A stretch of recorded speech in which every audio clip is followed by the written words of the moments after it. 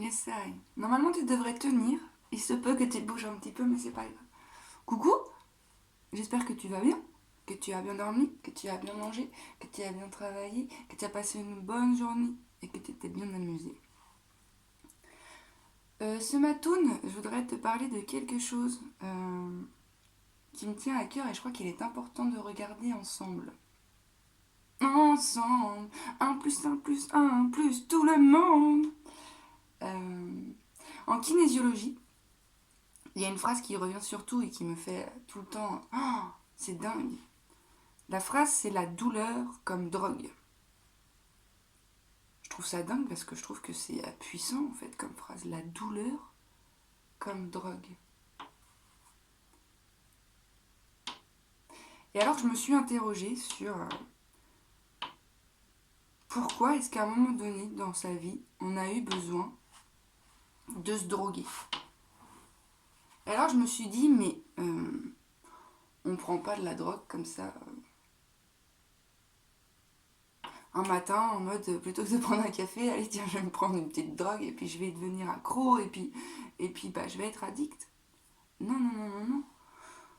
Il me semble qu'on cherche, quand on prend une substance qui modifie notre réalité, à fuir notre réalité justement. Parce que c'est dans cette réalité-là qu'il y a beaucoup trop de souffrance et que du coup on veut s'offrir un ailleurs. Et ouais. Et je me suis dit alors pourquoi on aurait besoin de s'offrir un ailleurs? Bah, je me suis dit qu'effectivement, force est de constater qu'on a tous expérimenté dans l'enfance de ces trucs qui totochent plus ou moins. Plus ou moins parce qu'il y en a qui ont effectivement des histoires qui sont un peu plus conséquentes que d'autres.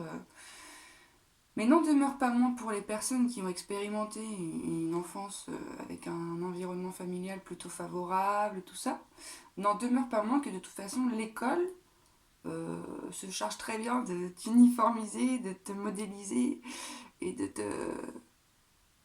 te couper la chic quand même. Donc bien sûr que toi aussi, même si tu as eu toute une enfance jolie, et que tu n'as pas conscience d'un choc plus violent qu'un autre parce que c'est pas aussi flagrant que quelqu'un qui aurait été violenté toute son enfance par exemple, mais il se peut que dans la cour de récré, en 3 secondes 12, tu aies vécu quelque chose qu'on appelle un traumatisme, tu vois. Un traumatisme, c'est quoi? C'est quelque chose qui est beaucoup trop violent pour la maturité émotionnelle du moment. C'est quelque chose qui vient créer un choc si violent qu'effectivement on s'extrait, quoi. Donc attends, je m'égare, je reviens. Je reviens. Et du coup, la douleur comme drogue, oui. Donc effectivement, au contact de ce que tu étais dans ton intégrité et sans drogue, tu as connecté à une souffrance qui était très conséquente et trop conséquente pour la personne que tu étais à l'époque où tu l'étais. Si bien qu'à ce moment-là, tu as eu deux possibilités. Soit tu t'effondres en même temps, peut-être que tu meurs de cette souffrance, tu ne sais pas. Soit, et c'est là que c'est intéressant parce que c'est comme ça que ça fonctionne, parce que le cerveau reptilien veut survivre, donc il fait tout en place pour survivre. Donc soit tu mets en place un stratagème d'évitement face à cette souffrance, et tu mets autre chose en place. À savoir que quand tu étais ce que tu étais, tu as expérimenté cette souffrance, donc ta proposition dans l'instant, c'est de proposer au monde autre chose que ce que tu es. Tu vois ou pas? À savoir que je vais reprendre l'exemple que je cite souvent de cet enfant qui va faire un cadeau à la maîtresse parce qu'il est joie, parce qu'il est amour, parce qu'il veut partager, parce que c'est un élan du cœur. Il se pose même pas la question du pourquoi. Il fait un dessin pour sa maîtresse, ça le remplit, c'est trop bien. Et donc c'est un élan du cœur qui le met en joie. Toutes ses cellules vibrent, c'est trop de la boulette. Et puis au moment où il apporte ce dessin à cette maîtresse, bah, la maîtresse elle a pas le temps quoi, parce qu'elle a pas que ça à faire, parce que dans cette société frénétique du feu de Dieu de partout on n'a même plus le temps de recevoir, ou ouais c'est ça, du coup si pas le temps, super, on verra ça demain. Mais la maîtresse elle se rend pas compte de la violence de la situation qu'elle t'a fait expérimenter, à savoir que un élan du cœur associé à de la joie et un don de soi, d'expérimenter le rejet, quoi. C'est pas plus... ça n'a pas besoin d'être plus flagrant que ça. Le gamin que tu étais a peut-être ressenti à ce moment-là du rejet. Comme peut-être pas, mais je te cite un exemple qui est possible, qui arrive dans la vie de tous les jours. Et du coup, ce gamin, face à cette souffrance, il comprend pas déjà. Puis pour continuer à être en lien avec l'adulte et à recevoir l'amour dont il a besoin, qui n'est pas encore autonome au niveau de l'amour de soi, bah il va offrir au monde ce que le monde est en capacité de recevoir. Donc puisque son dessein n'a pas été reçu parce que pas le temps, bah tous ces élans de joie, d'amour, de don de soi qui vont venir à la suite de cette expérience vont être réfrénés. Et c'est pour ça quand je vous dis on propose au monde une autre version de soi, c'est que déjà à l'intérieur de soi on fait un nœud. Clac, allez ça je le mets sous le verrou, et puis des nœuds tu vas en faire plein mon ami, plein. Parce que force est de constater qu'au niveau sociétal, l'individu n'a jamais pris le temps de s'individualiser, d'apprendre à s'aimer, de penser ses blessures, d'élargir sa conscience, et que c'est en train de descendre dans la matière. Et en ce sens, il n'y a pas de jugement à avoir. C'est comme ça que ça s'est dessiné et que ça se dessine. Donc voilà, et j'observe en fait qu'effectivement, de ce petit nœud que tu as fait, tu as expérimenté autre chose. Donc tous ces moments où peut-être qui ont résonné une joie intérieure, parce que ta joie, elle n'est pas morte, elle est tout le temps là. Ton cœur, il saigne pas, ton cœur est tout le temps là, il est tout le temps grand ouvert. C'est tout ce que tu as mis en place par-dessus qui fait que tu n'as pas accès. Mais tu ressens très bien dans les profondeurs de ton être quand il y a une joie qui ouvre. Et puis, toi, tu vas réfréner tout ça. Si bien qu'à un moment donné, tu as tellement bien réfréné que tu sais même plus ce qui fait joie. Non mais c'est vrai, il faut qu'on se le dise. Quand on est tellement identifié à des personnages qui nous ont permis de survivre, qu'on sait même plus à l'intérieur de soi ce qui fait joie et ce qui vibre vraiment. Mais ce qui vibre de soi à soi, pas ce qui vibre par la validation de l'extérieur. Et ça, c'est un truc de ouf, quoi. Et donc la douleur comme drogue, c'est-à-dire que tous ces mécanismes qui te font du mal, ça te fait souffrir inconsciemment, bien sûr. Peut-être que tu peux l'observer aussi si tu regardes dans ta vie. Est-ce que tu as accès à l'abondance sur tous les plans, ou est-ce que la vie c'est une lutte, tu vois. Ça peut te permettre de prendre la mesure de la souffrance est-elle présente encore, inconsciemment ou pas. Ou alors il y a aussi une autre question, c'est si je pouvais changer, si j'avais une baguette magique et que je pouvais faire abracadabra, je change ci, ça. Qu'est-ce que tu changerais? Et alors la réponse est intéressante aussi pour prendre la mesure de la qualité de ta vie. Est-ce que tu changes tout, ou est-ce que non, c'est ok, tu vois. Mais après il y a des entre-deux, j'en conviens.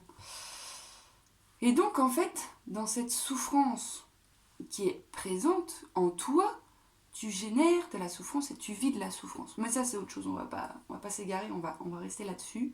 Sur le fait que cette souffrance à laquelle tu t'es identifié, avec laquelle tu as composé, avec laquelle on t'a validé, avec laquelle tu as construit toute ta vie et ton identité, effectivement, c'est chaud du slip de vouloir l'enlever. Même tu peux vouloir l'enlever, mais à l'intérieur de toi, il y a des mécanismes hormonaux qui font que c'est tellement ancré que c'est pas en 2, 2, 3 que tu vas les enlever, tu vois. En fait, tout ça, c'est des programmes neuronaux. C'est comme quand tu as appris à conduire, tu as mis un programme dans ta tête par la répétition de l'apprentissage. Ok, quand j'embraye, ça fait ça. Quand j'accélère, ça fait ça. Ok, par la répétition, tu as acquis ça. Tu as mis des connexions neuronales en place qui n'étaient pas encore actives avant que tu apprennes à conduire. Et maintenant, quand tu conduis, ça va tout seul. Enfin, je veux dire, tu peux téléphoner avec un kit main libre, bien sûr. Tu peux discuter avec quelqu'un. Tu peux ne pas du tout penser à ce que tu es en train de faire parce que c'est rentré dans ton programme inconscient.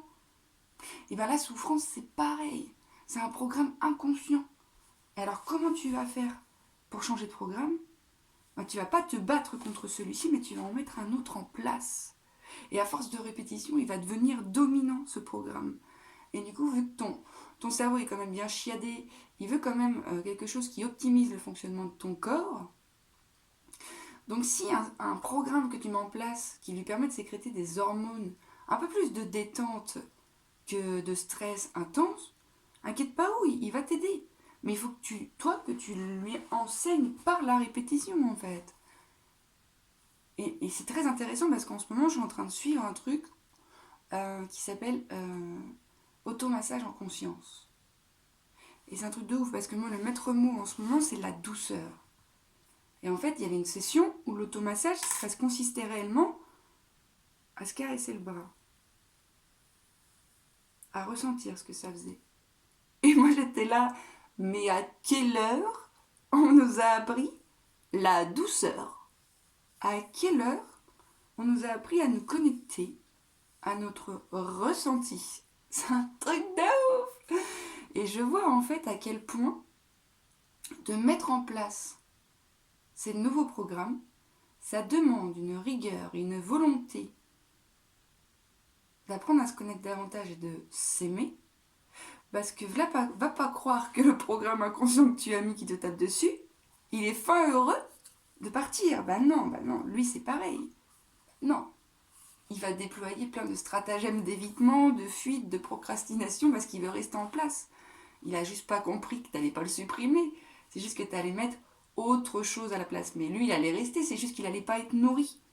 Et peut-être qu'il va se transformer, et c'est très bien. Parce que c'est ça ce qu'on veut en fait, quand on entame le chemin de la découverte de soi, de l'amour de soi. Qu'est-ce qu'on veut? On veut expérimenter une réalité qui est plus en adéquation avec ce qu'on porte. On ne veut pas souffrir consciemment. Et en fait, c'est fou parce qu'effectivement, ça demande du temps et de la douceur encore une fois, parce que bien sûr que ça va pas être simple. Bien sûr qu'il y a des jours où ça va être fatigant, compliqué. Et c'est dans ce moment-là que le maître mot doit être douceur. Douceur pour toi, douceur pour le travail que tu es en train de faire. Tu es en train de reprogrammer quelque chose qui a été validé dans l'inconscient collectif depuis je ne sais pas combien d'années. Tu es en train de mettre en lumière quelque chose en toi qui est depuis la nuit des temps présent, mais camouflé. Tu es en train de faire advenir quelque chose qui a toujours été en dormance. Tu es en train de faire un boulot de ouf malade. Donc est-ce que tu peux te prendre dans les bras? Est-ce que tu peux t'accompagner avec bienveillance sur ce chemin qui est la reconnexion à soi? Est-ce que tu peux prendre le temps pour te dire merci? Est-ce que tu peux prendre le temps pour aller te balader et juste ressentir? Et c'est ça en fait, les balades dans la nature, si elles te sont possibles, mais profites-en aussi pour t'arrêter à un moment. Fermez les yeux si c'est possible, mais si ça part trop en chaille là-dedans, garde tes yeux ouverts et alors amuse-toi à détailler tous les arbres, à décrire tous les arbres. Lui, il est plutôt grand, il fait plutôt 3 mètres de large, il a plutôt 27 000 branches, 37 bourgeons sur cette branche, 38 sur celle-ci. Sa circonférence, c'est plutôt aussi... Non mais manière de revenir dans un espace qui n'est pas mental. Manière de revenir dans un espace qui est autre. Et après, quand ce sera possible, peut-être que tu peux apprendre à contempler. Tu regardes un point, tu focalises ta concentration dessus. Bien sûr qu'il va y avoir plein de petits stratagèmes d'évitement. Je pense à ci, je pense à ça, je perds mon temps, qu'est-ce que je fais? Je suis cinglée, j'ai le doigt faire... Coucou panier, la balayette là. 3 secondes 12, octroie-toi autre chose. Si tu veux expérimenter une réalité qui est différente, il faut que tu poses des actions qui soient différentes. Donc forcément, c'est pas juste je le veux et je maintiens toutes mes habitudes qui vont faire en sorte que ça change. C'est je le veux et qu'est-ce que je fais et qu'est-ce que je mets en place pour que ça change. Parce que c'est pas évident comme travail. Bien sûr que c'est pas évident. T'es tellement écartelé, éparpillé, éclaté à l'extérieur que de revenir à l'intérieur, vu que c'est un endroit qui a été déserté, meurtri et souffrant, ça fait flipper, toi. But it's alright. Tu vas apprendre, mon ami. Tu vas apprendre à te rapprocher de toi, à t'accueillir sous toutes tes latitudes, à traverser tes masses émotionnelles qui sont cristallisées, à offrir à ton corps un espace dans lequel il peut défouler et décharger parce que le corps a aussi son intelligence, son fonctionnement et ses mémoires et le corps a aussi besoin d'espace pour s'exprimer. Alors je ne sais pas, danse, cours, chèque-toi un coup là comme ça là pour activer la lymphe là, tu vois, il y a plein d'exercices que tu peux faire qui vont favoriser la marche sur ce chemin. Ok mon ami? Alors je te souhaite du courage, mais je te souhaite aussi beaucoup, beaucoup de douceur. De la douceur. Pour tes oreilles, pour tes yeux, pour ta bouche, pour ton nez, pour ta peau. D'accord? Je te fais une petite douceur pour tes oreilles.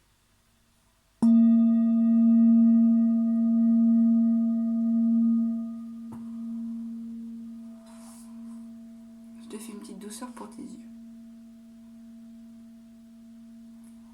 Tu vas te faire une petite douceur pour ta peau.